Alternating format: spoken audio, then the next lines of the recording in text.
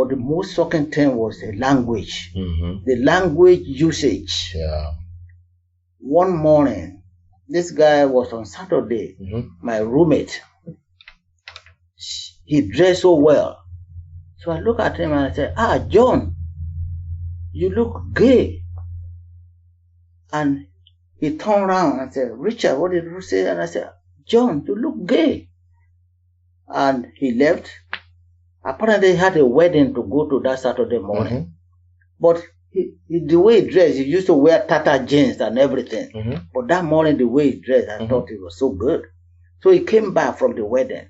And he said, Richard, can I talk to you? I said, yeah. He said, this morning you said I look gay. Amazing grace, how sweet. Every journey begins with a dream, a challenge, a moment of courage. At Afrisota Digital, we tell the real stories of resilience, success, and impact. We celebrate the triumphs, embrace the struggles, and inspire the future. Every voice matters. Join the movement. Subscribe, like, comment, and be part of our community.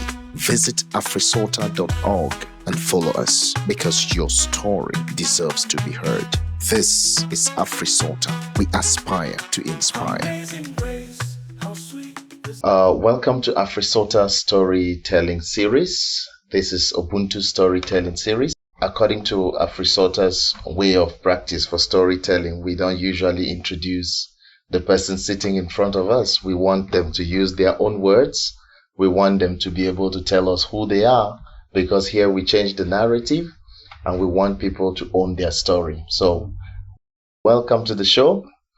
I appreciate seeing you this morning, and I know I met you at a conference before, and you set up this time, and it's been a long time now, and we're finally here today. Yes. This morning. Thank you very much. Great. Well, like you said, my name is Dr. Richard One. I'm originally from Nigeria. Came to this country as late back in 1980. Started my journey in this country in the University of Western University in California. And after a year there, I decided that my friends are at the University of Wisconsin, Madison. So I decided to transfer. That's how my journey started from as far as educational level. Finished my undergraduate there in Wisconsin and proceeded to Mankato State University, where I had my master's degree in mental health, management, and human services. After a few years, I decided to pursue my doctorate in mental health management and healthcare administration from University of Cincinnati, Ohio. And I completed my PhD as far back as 1994. And I've been around since that time. I finally stationed in Minnesota, and I've been in Minnesota since 1987 till now. And that's my journey to this country. And it's been kind of very interesting journey, especially the educational aspect of it. I love it. Great. So, Doctor, thank you so much for that introduction. Now, what I'd like you to do is to take us back to your village. Take us back to your village, as far back as you can remember, growing up as a kid, as a young boy.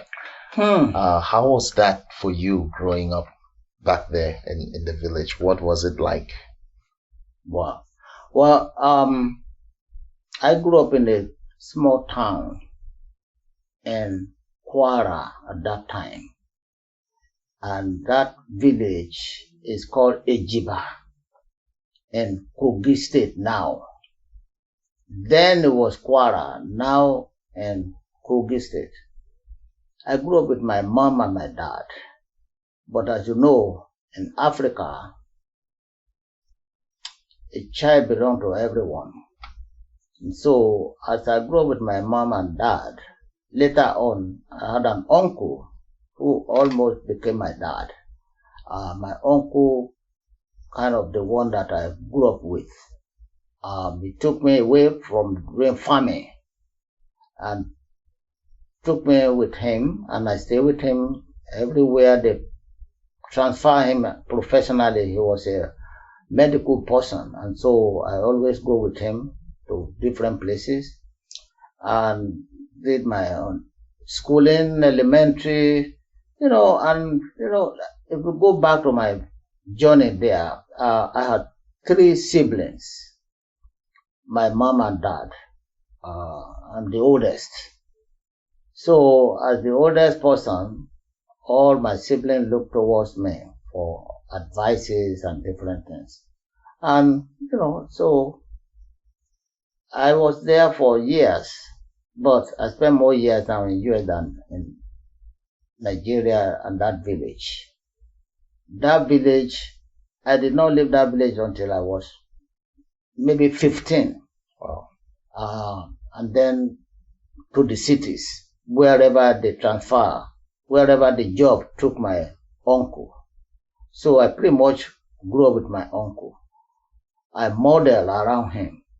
He's my hero. And he passed away in 2022. Oh, sorry about and that. has been very much my hero. So with him, staying with him throughout until when I got scholarship.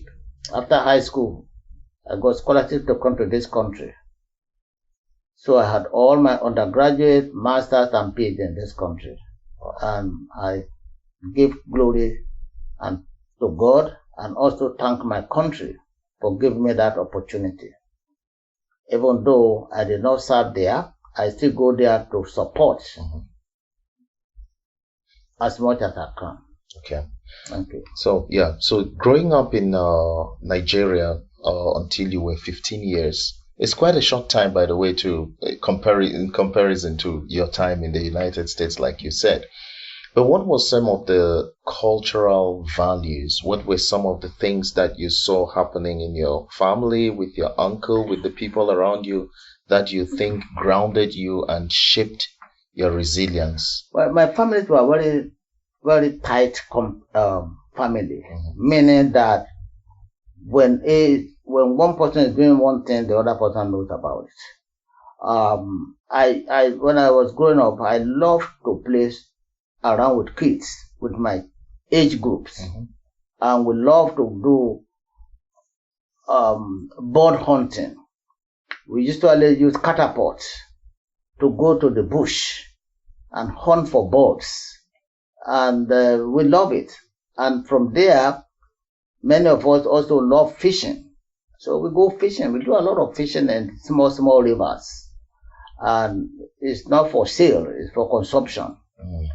Not like America now that when people catch fish, they throw it back. we enjoy that. Our age, we love things, and we have to do more chores. As we enjoy activities outside the house, we also have to do a lot of chores. We have to do pounding cassava that we use for gari. Sometimes many of us try to avoid that, but we know if you don't do any of domestic work or chores, don't ask for food. Yeah. Over there it's not punishment, it's consequence. When you don't do this, you don't have that. Yeah. And we know that. We don't even fight for it. The moment you know you don't do chores, you don't go home and ask for food. So we enjoy things that kids enjoy. We are not into gadgets. We don't have cell phone or any of those, but we enjoy what we do, and we play soccer around the street. And in the evening, we do what we call wrestling, whereby we wrestle with, somebody from a distance. We schedule that like a club, and we do wrestling, and, we get hurt, but yet we know it's an exercise that we do, and it's it's a hobby for us. Yeah.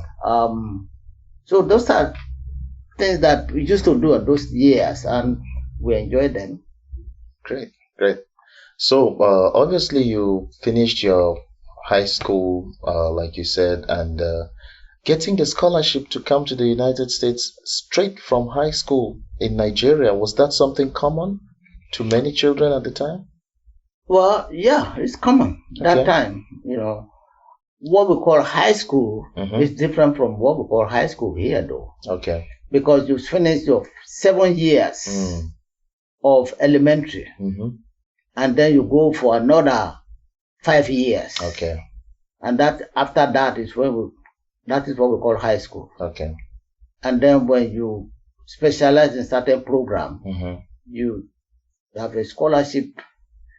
There's a Department of Education has a system that time, not like now, Yeah. that they will just say there's a scholarship for A, B, C, D type of course. Mhm. And if you're good at that, you apply. Okay. And they review your application. They review the school you wanted to go. If they don't have it in that country, Mhm. in Nigeria at that time, Mhm. they have money for it, they let you go. Wow. Yeah. So the state was sponsoring you. Nigeria was sponsoring you, or My state scholarship is what I use, wow. which is Kwara State Scholarship. Mhm. And you choose your own school. Okay. So when you get admission, that's when you tender it to the Department of Education to say, hey, I like to study this type of course here, and I know it's not in Nigeria, Yeah. and it's something. So it's a competition. If you got the money, you go. Mhm. During my time, I was lucky because I was also given admission to go to Australia, Sydney Mhm. University, Cumberland University Mhm. in Sydney, Australia. But when I went for the scholarship interview in Lagos, it was closed because of the mailing system. Mhm. And so I couldn't get that. It would have been Commonwealth scholarship Okay. that would have used, but I didn't get that Mhm. because of lateness. However, I got the state scholarship. Mhm. That So process. there you are, right after high school, scholarship to go to the United States. Yes. How was that for you? Did you have family in the United States? That journey, tell me. You went to the airport, checked in, everything, plane first time. Yes, my brother, the excitement was so much that when you get that kind of scholarship, Mhm. you have to go to the embassies. Yeah. You take your paper to the embassy, that this is the government is sponsoring you, this is the school you are going, Mhm. and the school already gave you a visa, Mhm. paperwork Yeah. to show for your visa. Mhm. And so I left with only a small bag. I didn't have anything, Yeah. and I don't know where, and that time we have a Nigerian Airways that took us to like New York, Mhm. and then from there you join local plane to wherever you are going. At that time, I applied to go to a university in California, and I Wow. went and I got there around the time when the school was closed, so around summertime. Mhm. But I go to the campus, they said it's closed, but on weekend or on weekdays, some people still go there like students. Mm. So I checked myself into an hotel, and I was afraid that I have very limited money. Yeah. And so one day I look at the amount I have in my hand, I said, I cannot continue with this hotel. Mhm. And the food, of course, I don't know what food to order, but anything that has chicken or rice, I will order it and eat it. Yeah. So I went to school that day to say, and I carried my little handbag, Mhm. and they were playing ping pong. And I look at those kids, they are all white, playing ping pong, and I joined them. And they were asking me questions. I said, I'm just a new admission, a new student to this school, but now no dormitory because the school is closed. And the guy that I was playing ping pong with, I play well. I was lucky that day, even though I do play ping pong back home. Yeah. But I was able to impress them, Mhm. and they were very impressed. So one of the kids looked at me and said, why are you carrying your handbag with you? I said, I just came to this country, no place to live. Wow. The school closed. I've been in a hotel, and I don't have enough money to continue. Mhm. And the boy called his mom and said, Mom, I met an African guy here. I want to bring him home. Wow. So I went home with him that weekend. It was on Saturday. Mhm. And the mom must be 60 years old that time, according to the age of that woman. And she asked me some questions. That school is maybe it's about 10 miles to their house. Mhm. to their university. Yeah. And so the mom said, what question? So asked me some questions. I show her all my papers for scholarship, but no money is here yet. But the money will be coming from the embassy, Nigerian embassy in New York. Wow. And the lady said, sure. So the boy's name is Carl. Carl. Carl said, Mom, can he stay with me? So Carl requested that you stay with him. Mom said, you can stay. He's a friend now. He said, yeah, that's my friend. And sure enough, they created a room for me there. And Carl's mom, first son, is a pilot, American airline pilot. So it's not always home. And so I stayed there.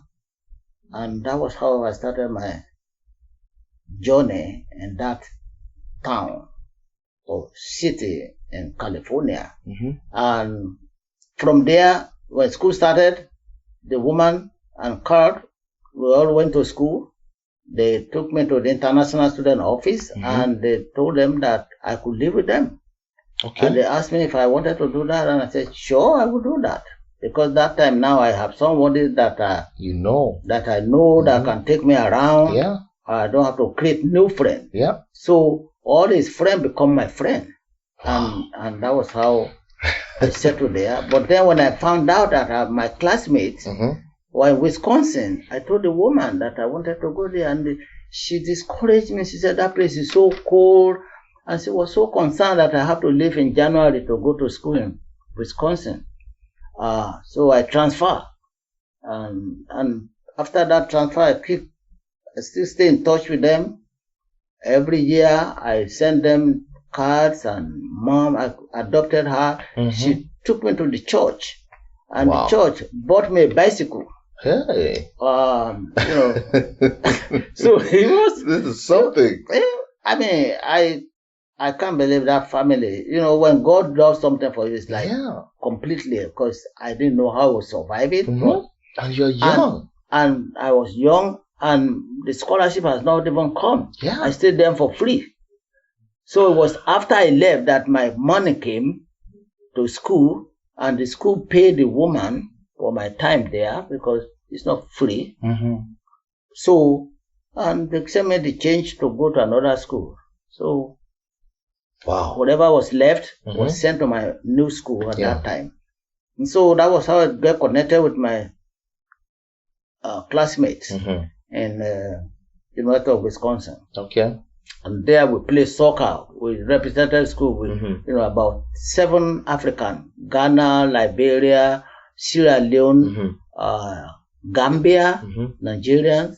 We all formed a soccer team. So you were called like the African soccer team? Yes, and we'll come to Concordia here to play from Wisconsin. We'll come to Concordia, we'll go to Hamlin University.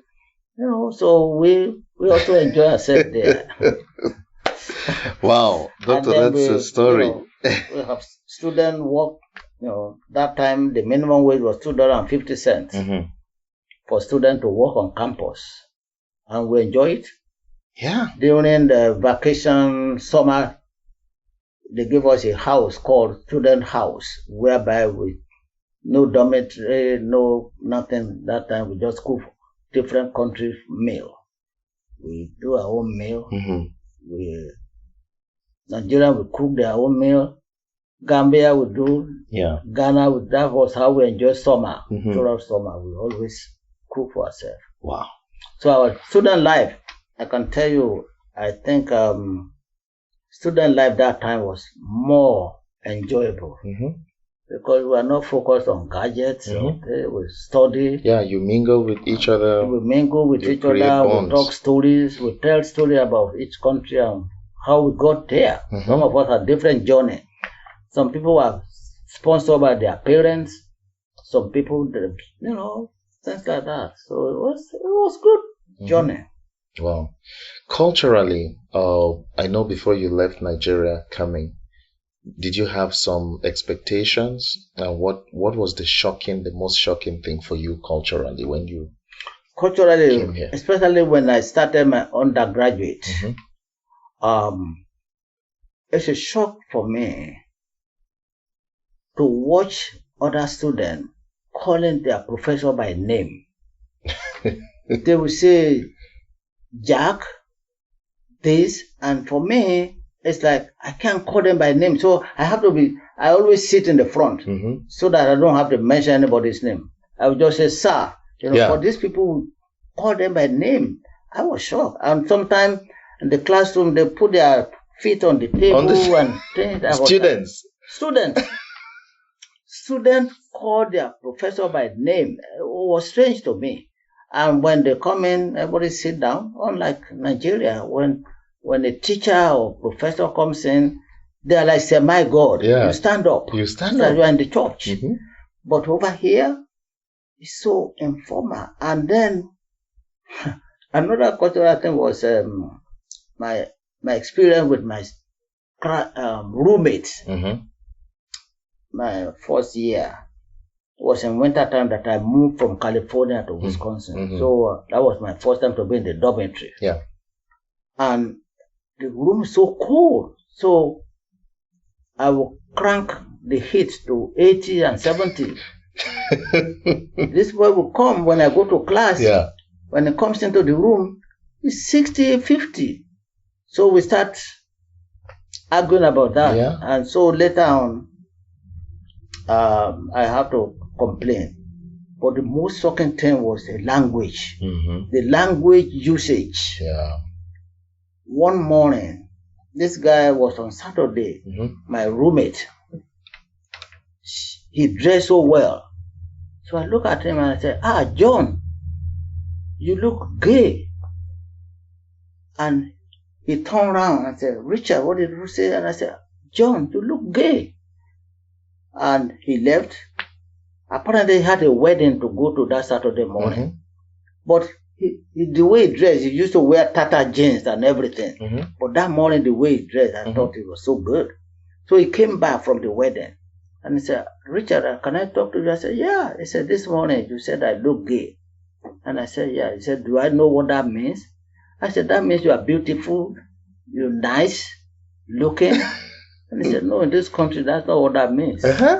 I said, what does that mean? So that was my first time of experience of that language of gay means this. I didn't know. Wow. Yeah, so that was really a cultural thing that it's a man to man. Man is this. And I'm saying, where I come from, maybe it's not been explained to me. I never heard the word gay used in that negative way. Gay means, I told him, I said, go and look in your dictionary. In British language, and where I come from, gay means beautiful, nice, not because of sexual orientation. Yeah. I said, it has nothing to do with gender.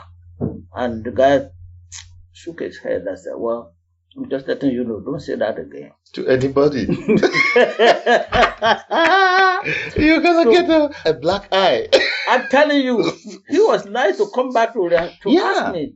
Because every time he said, I was wondering, it didn't even cross my mind that I did something wrong. Yeah.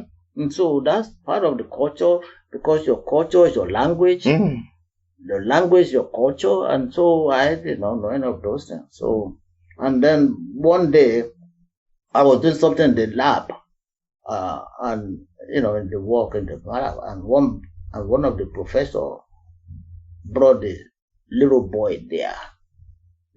That professor is the lab master. And so I heard the boy say, Mom, why is he black all over?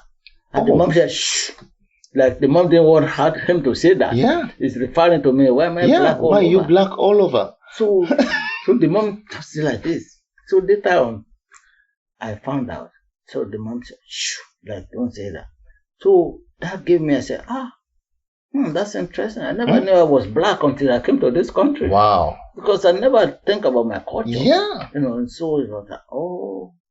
So later on I said, the mom just looked at me and said, oh, it's a kid. I said, what he's saying is, you need to explain to him. You don't say, shh, because next time I'm going to say the same thing. Yeah. I said, just let him know that this is, asking him why you're white is not a good question or answer to this voice. I said, next time, explain to him about color and things like that. Because this boy doesn't understand. Yeah. Maybe this is the first time to see a person that is black. Yeah. But to just, so that tells me how sometimes America does not want to deal with issues that have to do with race or gender. They become too careful and become careless. Yeah. And if you say you don't see my skin, it's like you are not seeing me because my skin is part of me. Yeah. And that color is part of me. Yeah. And so I adopt that as part of my training when I work with people and I say, you know, don't say, oh, I don't see this in you. When you say that, it's insulting me. And you are trying to be nice. I understand. It may be difficult for you to say I'm black, but it's not difficult for me to accept that. So, so those are cultural innuendos that I get to understand. Yeah. Did you have anything with the food? Was it different for you? Food? Yeah, the food. Oh my goodness. Well, the food, of course, I try to taste everything, but none of them seemed like fufu to me. And you know, it's like I was food belief. I had food bereavement in my first year of college. But anytime I see anything with rice, I go for it. Okay. So food was my problem for a while. Yeah. But after a while, you know, I don't care for hamburger. I've been hearing about hamburger before I came to this country, until I finally came and I said, oh, so this is what hamburger. I live in a village, so I never saw hamburger even in my own village. Yeah. So food was another problem. And so what I did later on, with all my experiences in school, at my master's level, I wrote my dissertation for the Library for African or International Students. And it ranges from how to count coins, to make change from coins to dollar. Because when I was short of money, when I first came, every time somebody asked me for amount, if I buy something, when I bought it, I give them dollars. So I kept collecting coins to the point where it was a big bag. Until one day I was broke and I asked my roommate, I said, how do you exchange this? I've been carrying. He said, wow. So he has to tell me how many coins make a dollar. And so from there, part of my dissertation paper is to help others, that the student, the international student will always say, this place is cold. Compared to what? This here is this. So all my experiences, I put it on paper as a guide for international students. Okay. And they use it in the library up to today. So that people, when they come here, what they need to do, if you are collecting coins, this is what it is. And if you are interested, so I use my own experience to become empowering for other students. And it's an informational guide. The informational guide that they give to us is not enough, because they are not giving us that in form of their own experience. But the one I created for the library is more of personal experience that is adaptable to other students. Oh, awesome. That's awesome.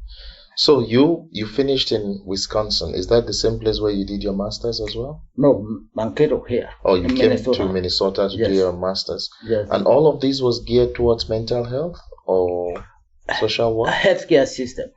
Healthcare system. Yes. What pushed you to do that? Why did you choose that? Well, you see, you know, when you come to school in this country, you have ambition for one thing. And when you come here, things change. My ambition before was, because my uncle was a medical personnel before he became a politician. And when I was growing up, I saw him attending, he was in charge of over 20 dispensaries back in Africa. Or in Nigeria, we call them dispensary, which is like clinics all around. So I said, hey, I'd like to do healthcare. I see people when they come, they cannot find their record. So they have to start and be writing new cards. So I said, I want to be a record keeper. Medical record keeper was what it's called, now they call it information system. But that time they called it medical record keeping. And they have degree in it, 4-year hospital administrator or medical record administrator was what I wanted to be. But when I came here, I met some friend and I said, this is what I studied. They said, well, when you get back home, they will call you card issuers. That will just issue cards. So that word discouraged me. Yeah. So I said, where is closer again that I can do? That's when I did my undergraduate in community health. Yeah. Community health was what I did in my undergraduate with human services. So then when I came back to do my master's, then I did what we call health planning and social work. So then when I went to PhD, then I concentrated in mental health management. So it's based on things that we don't have enough of them in Nigeria. Yeah. And my goal then was to go back. But I didn't go. And the way it happened was this.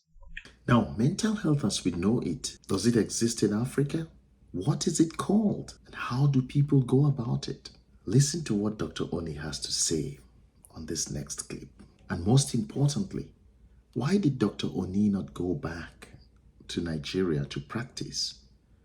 But he chose to stay in the United States. Statistics show that many people who watch our videos don't subscribe, don't share, don't like, and they just don't leave a comment. If you've not liked this video or any of our videos, any of our stories, if you've not shared, if you've not left your comment, please do us that favor. Amazing grace, how sweet. Every journey begins with a dream, a challenge, a moment of courage. At Afrisota Digital, we tell the real stories of resilience, success, and impact. We celebrate the triumphs, embrace the struggles, and inspire the future. Every voice matters. Join the movement, subscribe, like, comment, and be part of our community. Visit afrisota.org and follow us because your story deserves to be heard. This is Afrisota. We aspire to inspire. Amazing grace.